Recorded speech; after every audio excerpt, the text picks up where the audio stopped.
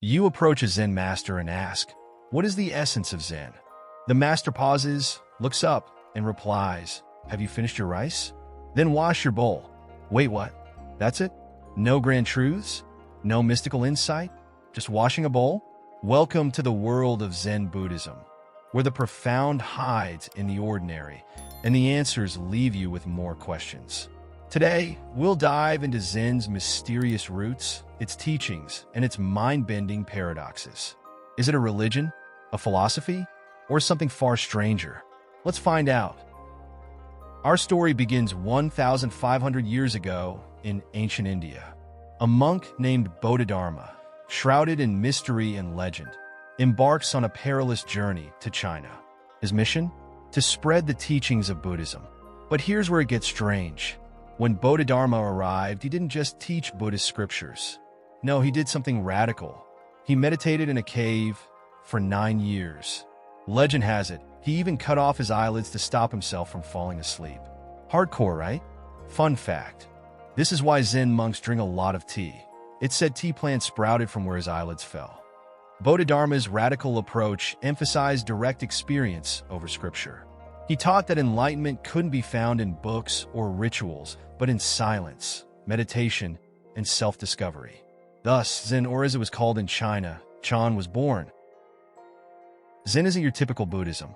While traditional Buddhism is big on scriptures, karma, and rituals, Zen rebels against all that. Zen says, forget the books, forget the dogma. Sit down, shut up, and just be. Take this story, for example. A monk asked his master, "What is Buddha?" The master replied, 3 pounds of flax. Another monk asked, "Why did Bodhidharma come from the west?" The master said, "The cypress tree in the courtyard." Confused? Good.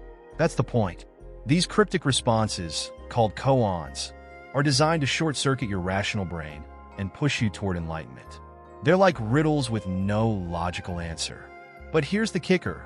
Zen isn't just about sitting under a tree like Buddha. It's about finding the extraordinary in the ordinary, whether it's washing dishes, walking, or drinking tea. When Zen reached Japan in the 12th century, it blended seamlessly with Japanese culture, influencing everything from martial arts to poetry. Samurai warriors adopted Zen as a way to cultivate discipline and face death with clarity. Imagine this. A lone samurai meditating in silence before a battle, finding peace even in the face of mortality. Zen also shaped the Japanese tea ceremony, a practice so precise, so simple, it becomes an art form. Every movement, from pouring water to placing a cup, is done with mindfulness. And then there's haiku poetry.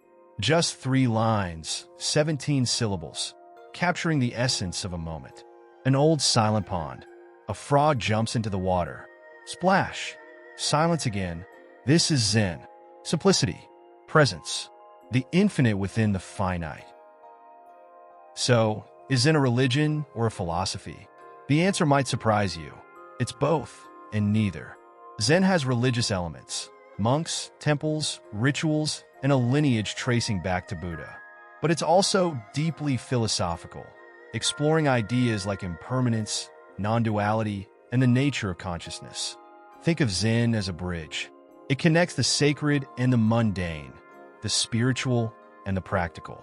It's about finding enlightenment, not in some distant heaven, but here and now, in the act of drinking tea or folding laundry. And that's why Zen resonates even today. From mindfulness apps to minimalism, Zen's principles have seeped into modern life, offering a remedy for our overstimulated, overcomplicated world. In Zen, impermanence, or Anicca, isn't a problem to solve. It's a truth to embrace. The world is in constant motion. Nothing stays the same, not even for a moment. A Zen master once said, "The morning glory blooms for an hour, and yet, it differs not at heart from the giant pine that lives for 1,000 years." Think about that. Whether a life lasts an hour or a century, its essence remains fleeting. Impermanence challenges us to stop clinging to people, to possessions, even to ideas. Why? Because clinging leads to suffering. Zen invites us to let go and live fully in the present. Dogen One of Japan's greatest Zen masters wrote, "Time itself is being, and all being is time." He didn't mean time as we measure it with clocks and calendars. He meant that each moment is complete, a universe unto itself. So, when you sip your morning coffee or feel the sun on your face, Zen says, be here, be now, because this moment, it'll never come again. Zen is rooted in the idea of non-duality, or advaya. What does this mean? It means there's no real separation between you and the world. A famous Zen saying goes, "The mountains and rivers, the earth and sky, all arise within the mind." At first this sounds strange. After all, you're you, and the tree outside your window is a tree, right? But Zen asks, where does you end and the tree begin? Let's go deeper. Take a breath. The air you just inhaled moments ago, it was part of the atmosphere. Soon, it will become part of you. The boundaries we think exist are illusions.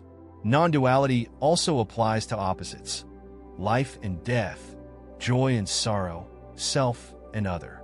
Zen teaches that these opposites aren't separate. They're two sides of the same coin. Take this koan. A monk asks his master, "What happens after we die?" The master replies, "The same thing that happens before we were born." Non-duality dissolves the illusion of separation, reminding us that we are part of the infinite, interconnected web of existence. As Dogen put it, to study the self is to forget the self. To forget the self is to be enlightened by all things.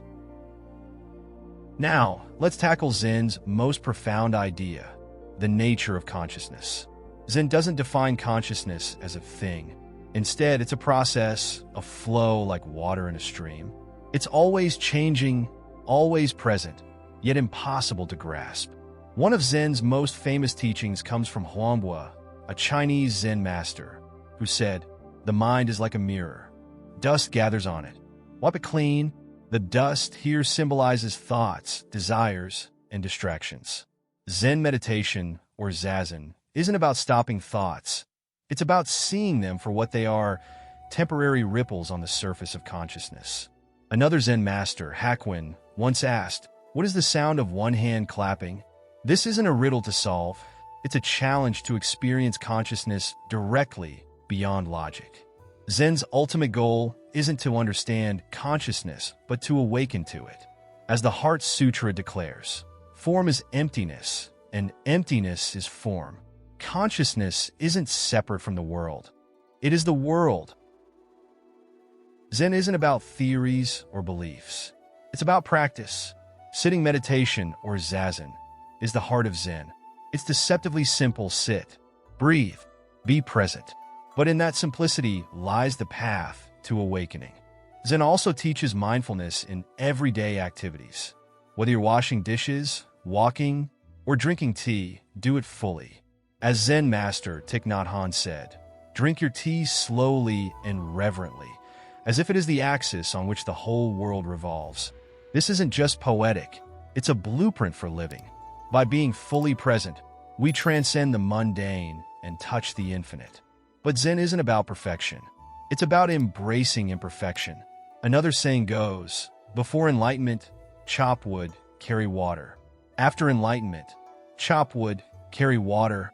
Enlightenment doesn't change what you do. It changes how you see it. Zen isn't something you can explain. It's something you live. A Zen master once said, "When walking, walk. When eating, eat." Sounds simple, right?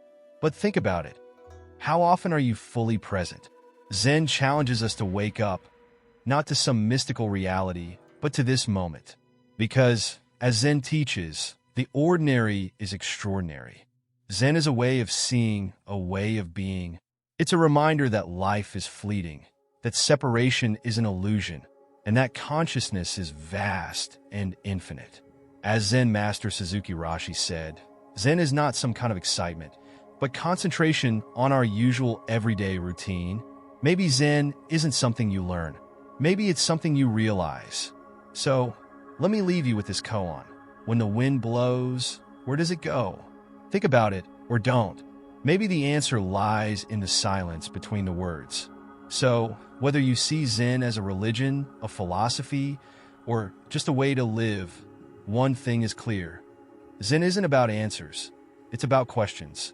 And maybe that's the most profound thing of all. Now, let me ask you, what's the sound of one hand clapping? Drop your thoughts in the comments below. Or don't. After all, Zen might say, the comment is already written. If you found this journey into Zen as fascinating as I did, don't forget to like, subscribe, and share. And check out our other videos exploring life's greatest mysteries. Because just like Zen, philosophy isn't about finding the answers, it's about asking the right questions. See you in the next one.